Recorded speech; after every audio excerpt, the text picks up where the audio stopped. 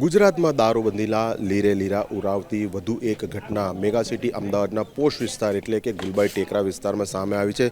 સેન્ટેરિયલ vista નામની જે high rise building છે તેના ધાબા ઉપર કેટલાક યુવક યુવતીઓ દ્વારા ડીજે વિથ ડાન્સ પાર્ટી અને દારૂની પાર્ટી ચાલતી હોવાનો અમદાવાદ શહેર પોલીસ કંટ્રોલ રૂમને મેસેજ મળ્યો હતો। તે બાદ પોલીસ અહીંયા પહોંચી તો ચોંકાવનારા દ્રશ્યો સામે આવ્યા હતા। આપ જોઈ શકો છો આ તમામ જે સામાન છે મુદ્દામાલ તરીકેનો તે પોલીસ દ્વારા જપ્ત કરવામાં આવી રહ્યો છે।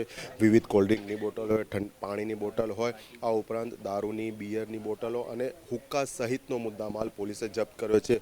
હાલમાં આપ જોઈ શકો છો કોલ્ડ્રિંકની બોટલો અહીંયા છે। આ ઉપરાંત અન્ય વસ્તુઓ પણ છે।